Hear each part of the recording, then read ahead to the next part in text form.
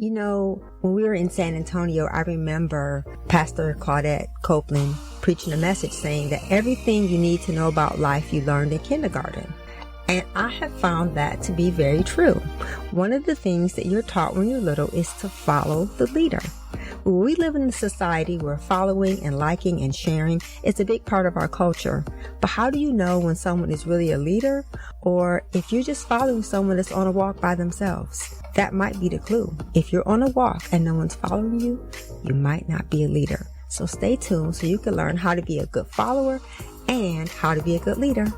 That's coming up next on this episode of the Rich Relationship Podcast with Gil and Renee. Welcome to the Rich Relationship Podcast with Gil and Renee, where amazing things happen. Our goal is to help build, repair, and restore healthy relationships. Our primary focus is on the marriage relationship. However, the topics are applicable to the relationships that we value most. Remember, we're stronger together. Let's grow. You know, it's important to learn who to follow, when to follow, and how to even be a good leader. And so I think that those are some of the things that really help us in our journey. And I can just think about my own story. And the first person I ever followed was my mom. And I think that sometimes when your first examples of what it means to follow someone are not the best examples, it makes you struggle with being a good follower. And it makes it hard for you to respect authority. And so I would have to say that that was probably my hardest adjustment to respecting and submitting to authority, was understanding that it wasn't about me agreeing with or believing in the person I was following. It was a matter of me understanding, and I didn't learn this until much later, that you have to follow the people in authority because God is the person who gives people authority. And it's good to be a good follower before you ever become a good leader. It's good that you kind of mention that, because before you can actually, growing up, I can say I actually grew up in the military, which is, I think, the epitome of where you really learn to follow and supposedly where you learn to lead. And they start you out at the very bottom of everything. You think about someone who would want to go into, whether it's a CEO of a company or a business or anything like that, where there's a definitive leader in that position. Imagine going into that organization and just like me joining the Air Force when I did, and going from joining to being a general. Yeah, you wouldn't have been equipped. Exactly. So there's a lot that goes on in between those steps to becoming and developing as a leader. And I think most importantly is the following part. You mentioned it in the intro. Following is vital. Paramount. It's where it has to begin, regardless of we meet people who, and they think I'm a natural born leader. And that may be the case. Goes against debate. I think it's something that you learn to do. I think you have some traits that make you an effective leader that are maybe you're born with, but I think you have to learn to become a leader. And it's funny. Why did you want to do that episode? As we always talk about, this is really about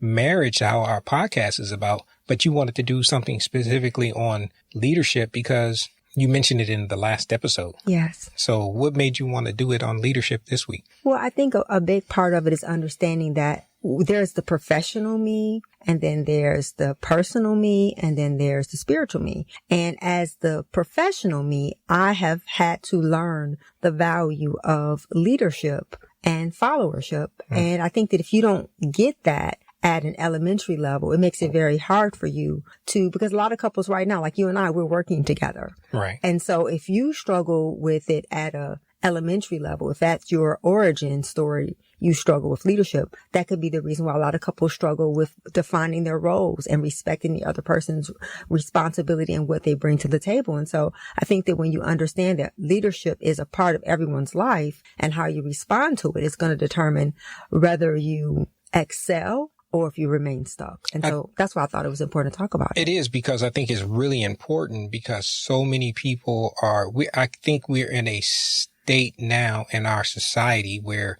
everybody believes that they are a leader because they have a platform, right. Whether it's social media. Or because you have followers. Yeah. You started out with social media. Mm-hmm. You mentioned that also in the intro where regardless of which social media platform you said it, because if you have a bunch of followers, that de facto makes you a leader. Right. But what are you leading them to? Well, I don't think it necessarily makes you a leader. I think it makes you a influencer, maybe. Exactly. There's a definite difference, and we may mention that and talk about that, a difference between a leader and an influencer. And a leader should be an influencer, but just because you have a lot of followers, it doesn't mean that you are influencing people properly. And I guess another reason why I wanted to do this is because, we have the anthology, and so we have a lot of new co-authors and as well as authors who are joining to be a part of what we're doing. And so one of the big things for me is you want to make sure that when you're following someone, that they have been where they are leading you. Mm-hmm. If someone has not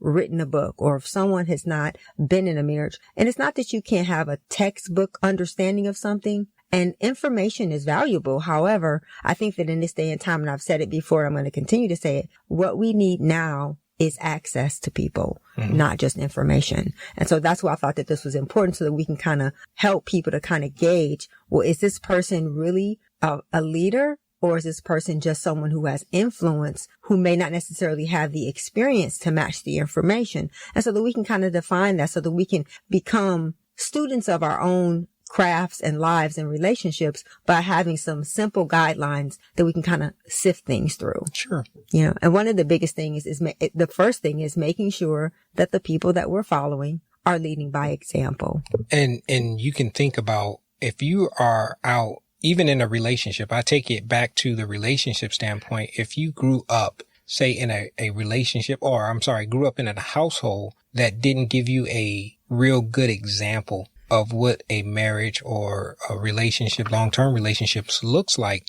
which is the first form, I think, that we get introduced into a leadership. You think about the dad being the leader of the household. Yes. That is your first example of what it's going to look like, or what it should look like. So imagine, and just like in my situation, my dad was there for a short amount of time. So then he was gone. And if imagine I just turned 53 this past week. Happy belated birthday. Thank you. I appreciate all the birthday wishes and everything that I received. But the point I was making was, imagine if I'm 53 now and my dad left when I was 7 or 8 years old. There's a lot of gap in between there. And you had to decide what were going to be your example. Right. And I think even before I joined the Air Force, so I just say I joined the military when I was 20. So between the ages of 8, let's just say 8 and 20, that gap, that 12-year gap was no leadership. Right. Whether it was I had a little league baseball coach and I had some other male. Your job, the person that gave you that job. Yeah, my very first job. Yes. I had male roles that were in a position in my life, like an authority figure, like my first job on a juice truck. But I had a boss, and they were showing me leaders. And I thank God that I took the time to, I can't say I recognize, hey, this guy's giving me leadership lessons. No, I didn't. I just tried to, at a young age, model what I seen. Right. The guy who hired me on that first juice truck, he was a married guy, and he had a wife. Mm-hmm. So he would wake up early in the morning. We would wake up early in the morning, and I would hear the truck start out because he lived right across the street from me. And that was kind of like, I'm out in the truck. You need to get ready. And I remember him having a wife. So my first leadership example was, you get up early and you go. Right. Do what you need to do for your family. So that was something that I mentally wrote down. Mm-hmm. You do what it takes to provide, and you go. Mm-hmm. So that was just something that kind of resonated in my mind when we've been talking about this. And we challenge you, even as you're listening to this episode, if you haven't had those leaderships or those leaders guiding you, I'm not just talking about a job. I'm talking more about from life. Right. If you really think back on it, you have those people who have deposited knowingly or unknowingly some good seeds into you that you can glean from. And you may have to remember back to them and pull on them and pull out the principles. Yeah. And a big part of what I think I understood early was that everyone is going to teach you something. People are either going to teach you what to do, or they're going to teach you what not to do. Right. And you have to be able, because the Bible says you'll know you're wise when you know the difference between good and evil. Mm-hmm. And so I think that a part of it is that we talk about it all the time, the long journey inward, that self-examination and deciding what you're going to make a decision about. For me, when I think about it, I think that because I saw my stepdad, going to work sick, going to work tired, and then coming home and giving his paycheck to my mom, and then watching my mom be so flippant and rebellious against them. It made me feel like I didn't want to be that kind of woman. I didn't want to be the kind of woman, if someone is going out of their way for you, that you try to make things difficult for them. Right. And so, but at the same time, the flip side of that, it made me feel like, as a little girl, it made me feel like adults don't get it. Mm-hmm. And so I had to kind of make a decision between how what she did made me feel and how what I saw my dad do made me feel. And so I had to come up with my own idea of I would be strong enough to know to do the right thing, but also I had to be not so hard that I understood that you can't throw out the baby with the water. Right. And it took me a lot of years to kind of negotiate between what I saw and what I felt and what they did, and understanding that people make decisions and it has nothing to do with you, but it does affect you. Oh, absolutely. And so for me, when I got into a leadership position, it was when we were in San Antonio, when we had our first staff of salon, because I was always self-employed. So I always only worked with myself. Right. I didn't have to play well with others. But then when we moved to San Antonio and I was in a position of being a leader in a business setting, I had to learn how to, I've always felt like you should lead by example. I'm really big on that. You should be the same person in private as you are in public and in secret, and everyone should have the same story about you. But I understand that while you have to have the same character, you can't lead everyone the same. Right. And before we go into some of the leadership, like you talked about with leading a business standpoint, let me ask you this, go back to followership, because even though you opened your own salon, what were some of the things that you learned as a follower? Because you had a season of growing. Oh, yes. And so I loved what it. were some of the principles that you can, if you think back on it, that you gleaned from what it takes to be a follower before you can become a leader?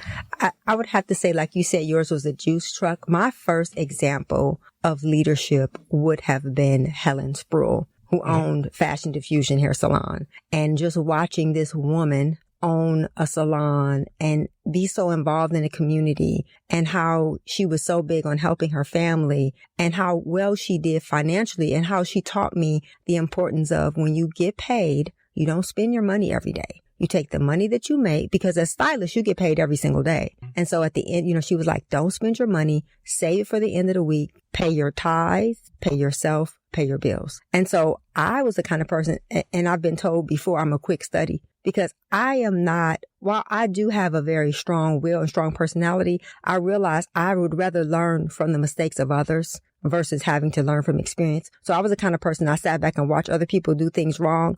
I was like, okay, that doesn't work. So no. And so I think that what makes people slow bloom, when people say they're late bloomers or they're slow bloomers, I think it's because you have to experience everything. And so to me, I think that I would have to say I was the kind of follower that I would ask questions about things I didn't know from people who were doing it properly. And then I tried to apply it. And if I didn't get it right, I would go back and say, well, hey, can you give me some more information? So I think that I would say that I was probably a good follower in a lot of areas. But for me to follow you, I had to respect you. I had to value what you were saying. And though that's a good principle, that you talked about. And I pulled even a couple of things from those. You said lead by example. And one of the things that I did, I was in a position of leadership as I grew in the military, and you tend to grow that. They groom you and grow you to be a leader, whether that's a part of your natural personality or not. You're going to grow into certain positions. How high you go is really up to you. Mm-hmm. They even have schools on leadership. Yeah. So one of the things that I kind of adopted very first, and you already said it, you lead by example, but first, you have to be a follower. Yes, you do. Following a leader is going to set you up for what to do when you become that leader. Mm-hmm.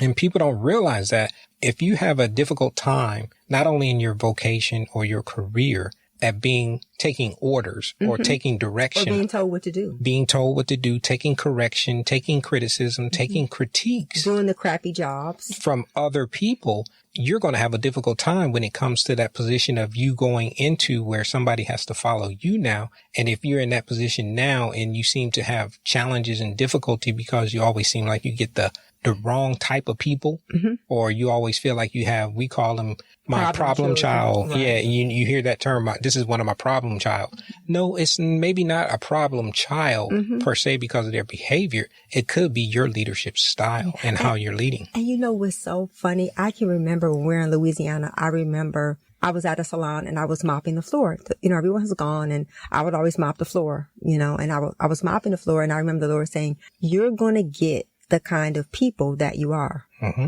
Would you want to work for you? And this was long before we ever even knew we were going to own a salon. I didn't know. I wasn't even thinking about it. But I remember thinking that leaders, you don't become an owner when you have a business. You become an owner while you're serving someone else. While you're following. You're developing those your leadership as a follower. So if you lack leadership skills and qualities, you need to go back and check how you followed. Because if you're in a rush to be in a leadership position without having developed all the skills you needed as a follower, you're going to pass those deficiencies on to the people that are following you because you haven't really gotten the skills you needed to really properly lead. You said that already. And what I take from that is you have to learn from the mistakes that you make, even as a leader, because whether it's, again, in your vocation, your business, or even in a auxiliary position, that whether you're at your church and primarily even in your family, you're going to make mistakes. Yes. I think about that as a husband, even when we first, the Bible talks about us being the head of our household. That means you're the leader of your house. Right. And we're going to talk a little bit more about that here in a little bit about partnership, as it pertains to leadership. As a couple. Right. But that's something that you're going to have to understand, that you're in that first position. While you are the ultimate authority figure, you're the one that's ultimately responsible. And if you don't learn from those mistakes that you make, right, not from the other people, but that you make, you're going to be stuck in a place of difficulty. Yeah. And I think for me, one of the things that I think that is so important is the understanding that everything belongs to the Lord and we are merely only servant stewards, where it's entrusted into our care. We don't own it. And so we handle it as if it belongs to the Lord and we're just the managers of it. It really does. It takes away some of the pride. It eliminates some of the overwhelming sense of responsibility because you realize that this position is not permanent. It's temporary. It's cyclical. You're going to be a leader and a follower and a leader and a follower. Life is up and down. And so I think that even in our marriage, when I learned that it was not my job to make you be what God wanted you to be or to put a demand on you, it was just more my job to love and support and encourage you because you've always been a very kind, patient leader. And I love that about you. You always say that you'd rather be a good number one. A good number two. Number two, not number one. But I think that when people are okay with being number two, I think that they make better number ones. I think that when people aspire to be number one, that says a little bit more about their feelings of inadequacy and their feelings of not feeling like they're enough. And so I appreciate how you lead me because I haven't always been a very good follower. And we're going to talk about that here in a little bit about the submission side as a point of when it gets back to partnership. But one more thing that I want to bring up in this, we're talking about fellowship and leadership. We call in this episode, Follow the Leader. Follow the Leader. This is episode 55 on the 56. I apologize for the Rich Relationship Podcast with Gil and Renee. We're talking about following the leader. But the last point I want to make in this particular section was talking about, you said something also when you were learning, having our own business and doing those things, you ask for understanding because even as a leader, there's going to be a lot of things that you just don't know. Right.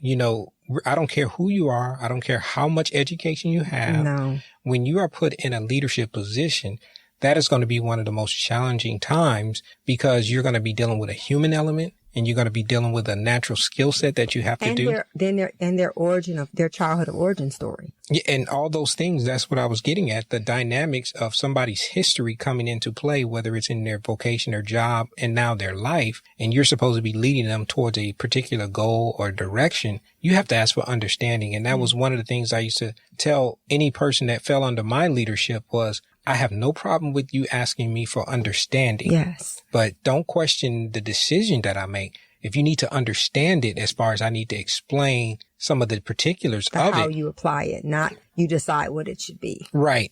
That's now you're challenging someone's authority. And you have to squash that part because then you're having a difficult time following. Right. That's what we're talking about. Following. Again, that's one of the first lessons is get an understanding in what you're asked to do and then just do it. Yeah. So like I always say, if you suck at being single, you're going to suck at being married. So if you suck at being a good follower, you are probably going to suck at being a leader as well, because one helps the other. You said that right. And I enjoy the conversation that we're having right now about leadership and followership. But at this point, we want to take a few minutes just to say thank you. Yes. We have had a lot of episodes of people on the, we've been talking to a lot of couples, I should say.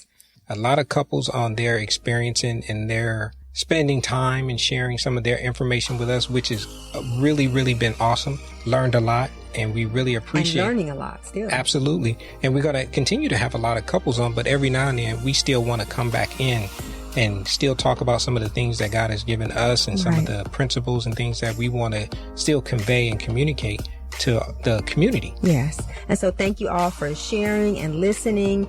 Thank you. If you want to leave comments or have questions, you can inbox us at our Facebook page, Rich Relationships Podcast with Gil and Renee. You guys are welcome to reach out to us and email us at richrelationshipsus.com. Also, please go to our website and subscribe to be a part of our community. So when our new book comes out, Rich Relationships, Our Marital Code to Oneness, you can get your signed copy, as well as sharing the link for us to reach the world with this book by you just sharing your email. And it's been great because we had our next week episode. We've already put it in, as they say, in the van or in the can. You're going to hear one of the couples that we are a part of the anthology, their story. And it's kind of like an introduction. Yeah. We've also had several already on the show that you can hear and go back and listen to their episodes. And it's been really great. But we wanted to just take the opportunity to say thank you. We don't ever want to forget that part. Thank you. And thank you, God, for giving us this platform. Thank you for what the Rich Relationship Podcast is doing in our marriage as a couple and as friends and as us being able to work together. I love working with you, Gil. I appreciate that. Gil and Renee Beaver's over 30-year relationship is the genesis for the Rich Relationship Podcast, which is designed to empower individuals with the tools, principles, and the community needed to unpack ourselves, our past, and our preconceived notions associated with relationships. Let's get empty and grow together so that our lives will be filled with love and healthy, rich relationships. Now let's go into our show.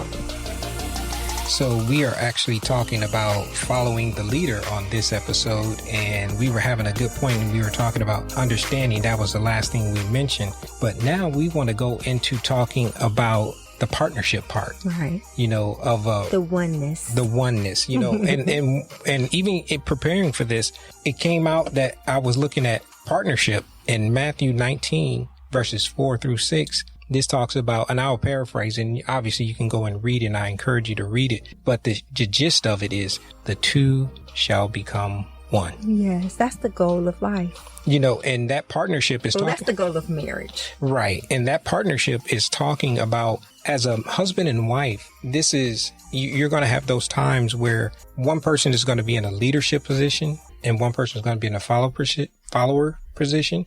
And believe it or not, guys, it's not always the guy who is the leader. And it's so funny you were bringing that up, because I remember when we first got married, we were both 21 and we were both broke and we had nothing. And I chose a career that was very lucrative and I made a lot of money. And I remember how it was never an issue of yours and mine. It was always ours. But it was funny how people would ask, well, what's Renee doing? Or how much money does Renee make? And while it bothered other people, Gil, you were always so confident in your manhood that where the resources came from, it was never an issue for you. And so I think that that's something that couples need to realize. Everything is, we're all stewards. And there are going to be times when God uses the man. There's going to be a time when God uses the woman. But ultimately, whatever he does, it's still us. Right. And I appreciate you saying that. And I can't say that I made a conscious decision that I'm going to be okay with that, because even if I wasn't okay with that, that wasn't by your own doing, because even when we started out and we got married, we didn't have nothing. No, we didn't have much. We were like really poor. Much in the form of resources. I wouldn't say poor now. Well, we loved it. We had good credit. So, and the reason why I say that is sometimes when you don't have much, and you grow it all together, it makes it a little bit easier for you to see it as ours versus someone who, and maybe we know several couples who have gotten married a little bit later in life, and they have accumulated some resources, whether it's a house and car and tangible things. And sometimes it still is that dividing line of yours and mind, and back, the Bible talks about that. And that's what it kind of, the gist of Matthew 19. And I'll actually read the scripture because it was really important when I read it. And it made me think about it. It says, and Jesus is talking, he says, and just to set it up, the Pharisees are always asking him questions and trying to stump them and trip them up and all that kind of stuff. And he always got good things to come back on them. So Jesus answering their question, he says, surely you have read that the scripture says when God made the world, he made people male and female. And God said, that is why man will leave his father and his mother and be joined to his wife, and the two people will become one. So they are no longer two, but one. God has joined them together and let no one separate them. Right. That's the English Standard Version of it. But what I really, really glean from that is two things.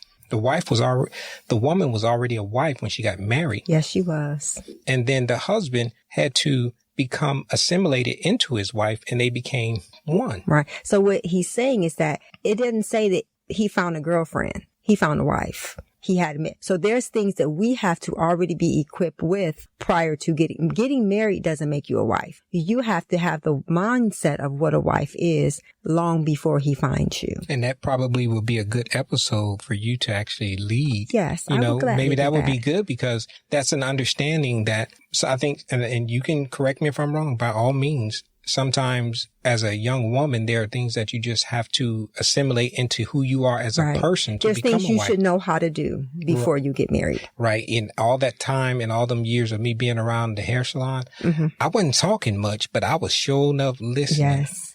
Yes. And there's a lot of things that, and it's funny because Michelle and I were just having this conversation. There's so many things that the older women are supposed to teach the younger women that some of the older women don't want to talk about it because they don't want to appear being old. But I'm okay with being 52 years old. I don't want to be 40 and I don't want to be 30 because there's things that being 52 has taught me from listening that I'm open and transparent about sharing with the next generation. And one of the things that is so I really appreciate about that Matthew scripture, because one of the things that I learned early in our relationship, and this is specifically for the guys, this is something that I had to get over. There are going to be times where your wife, and in this case, that was you, Renee, helped me understand and make a choice and a decision, even though I was in the leadership role and as the man of the house. And at times I didn't want that responsibility, to be totally honest with you, but you helped me to understand that sometimes I had we call them growth areas. I had a growth area in my own life that hindered me from making a good decision, but it was a strength for you. So therefore, while you didn't make the ultimate decision, you were, I would say, like a really, really good advisor and confidant, which is one of those roles as husband and wife that we have, not just husband, wife, your confidant, your advisor, your lover. You're all those things. In this particular situation, you are advising me about something. And then I had to take that information in and kind of muddle it over in my mind and come out with a good decision and bring it back to you, because we are one. Right. And that's just a simple principle that I had to, because guys, I didn't know anything about being married, which is why we started this podcast, and we're just sharing these little nuggets and these things that we have identified. And that we practice. It's not just what we read in the book. And still to this day, that will definitely help you, because it helped us if you go into it with the right attitude and the right frame of mind. Yeah. And I think that when you go into a marriage, you talked about the word submission. Because I saw my mother being so defiant and so disrespectful to my dad, I wanted to have someone that I could submit to. I wasn't a Christian. I didn't grow up in a Christian home. I didn't know anything about the Bible, but I felt like if he's doing everything to take care of our family, then I should help him and I shouldn't fight against him. And so I think that because I grew up in a family with such strong, dominant females, I saw the bad side of that. Right. And so submission, ladies, is not, and when we're talking about being one, it doesn't mean you don't have your own identity. It doesn't mean you have your own goals and dreams and desires. It just means that you put them down and it becomes something that you both can do together. I take my strengths and you bring yours and we put them together and it becomes something beautiful, because separately you guys could accomplish something great, but together you can accomplish something phenomenal. And you'll never know that if you're afraid of combining. I think about if you're trying to make macaroni and cheese, you get this big block of cheese and you got this big block of butter. And I'm talking about plant-based cheese and butter, y'all. And you put it in a pot and you heat it up and it gets this beautiful sauce. And that's the oneness. It's not that the cheese stopped being cheese and the milk stopped being, it's just that it's combined and it becomes something beautiful. And so what we're not saying is that you're going to not have your own goals and dreams and desires and your own personality. What we're saying is that you combine those things and you make something that would be better than what it could be independently. Yeah, because in the beginning of our relationship, thinking about it was we had to identify or make a conscious effort to identify what are our strengths and our growth areas, right, and then be submitted to each other in areas that were growth areas for me, growth right, areas for you.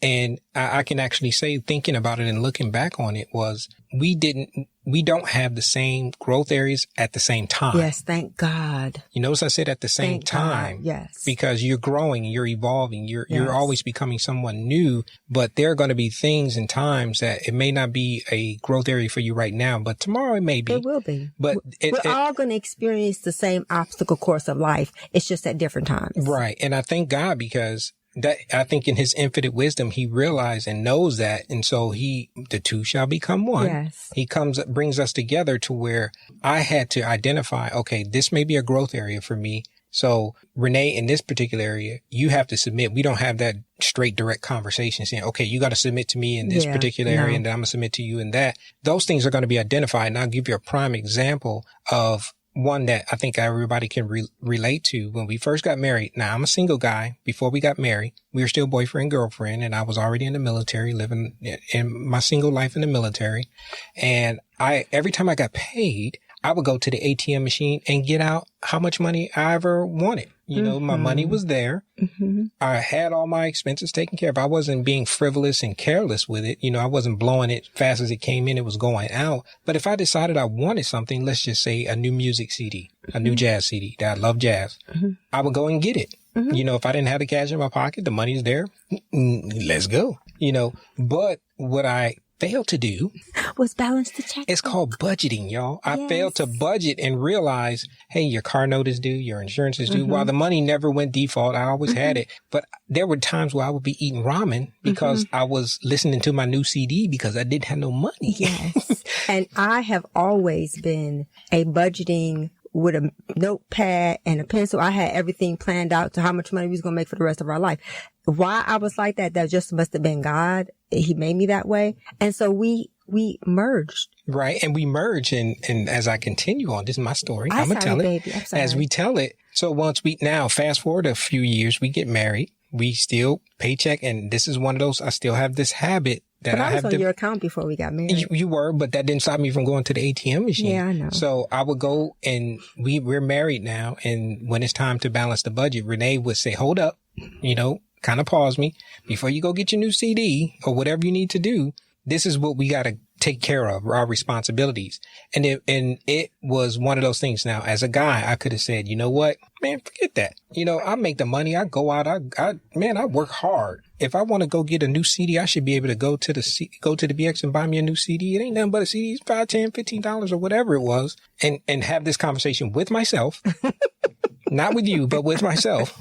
And then I come to you and tell you, I'm going to get that new CD. Right. Make it work. No. That the two shall become one. So therefore, I came to and I listened. Again, this is one of my growth areas. And this is one of your strengths. And you say, well, this is what we have. This is what we can do. Do you want to eat ramen or get a CD? And leave it up to me to make the decision. Kind of like what I talked about at the very beginning. My wife is the advisor. I'm the one that's going to make the ultimate decision because God is going to hold me responsible. You know, I can say, imagine going up to the end and he's saying, see, Gil, why did you get that CD when Renee told you y'all didn't have no money? And what am I going to say? It was good though. I wanted it. Yeah. When he had a different plan for me. But my point is, that's where we have to really make those decisions that we're going to submit to each other. I just use that as an example because sometimes you can see an example better, you know, and that may come out where that one for us was a financial one. it may come out in other areas as you think about it. And I have my example of my turquoise carpet. I wanted what I wanted.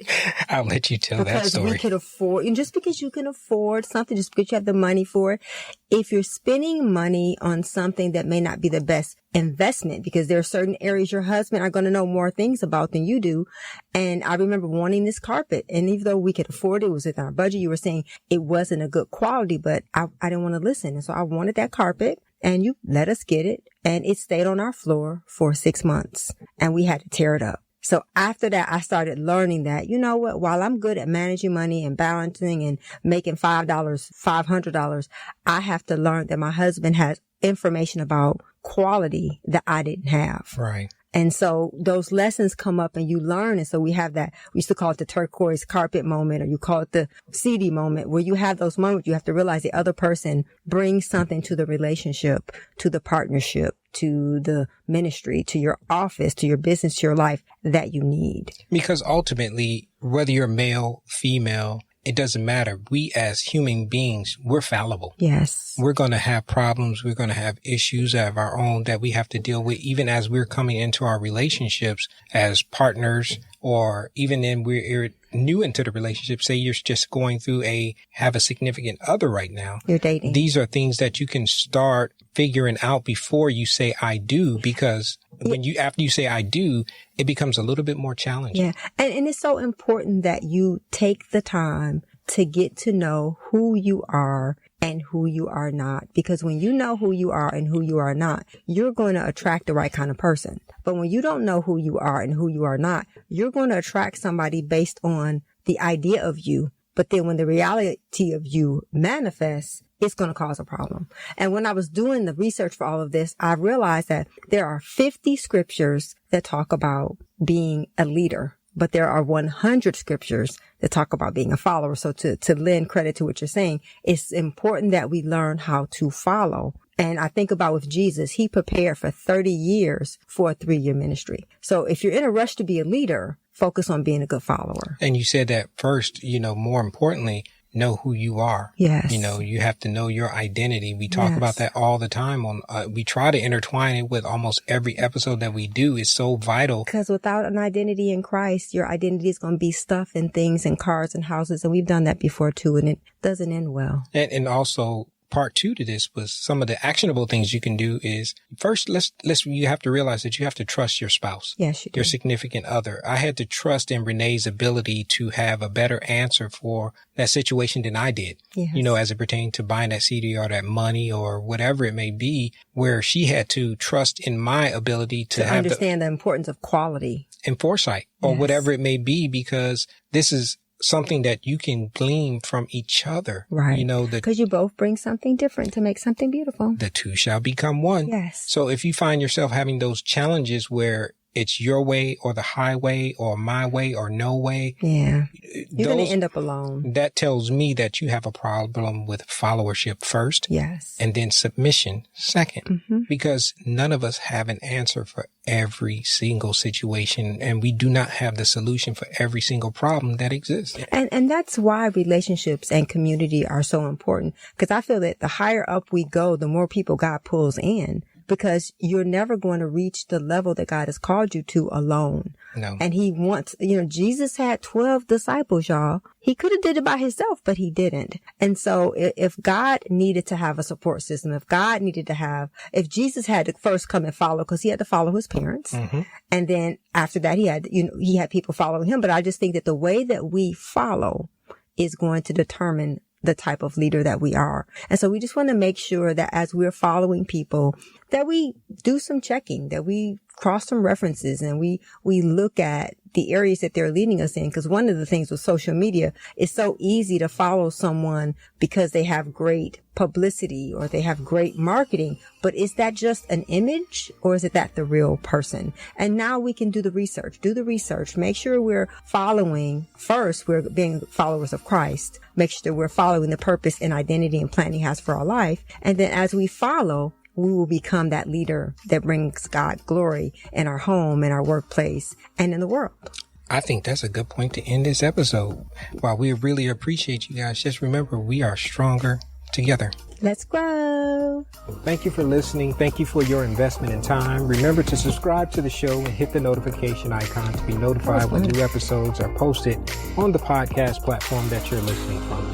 Or you can always find us on our website at richrelationshipsus.com or our YouTube channel, Rich Relationships with Gil and Renee. If you found this podcast helpful or you think it could help someone that you know and care about, please pass it along and share it with them. And also, you can always send your questions and comments to richrelationships.us@gmail.com. This is a weekly podcast, and the new episodes are going to be posted on Monday by 7 p.m. Central Standard Time. Remember, we're stronger together. Let's grow.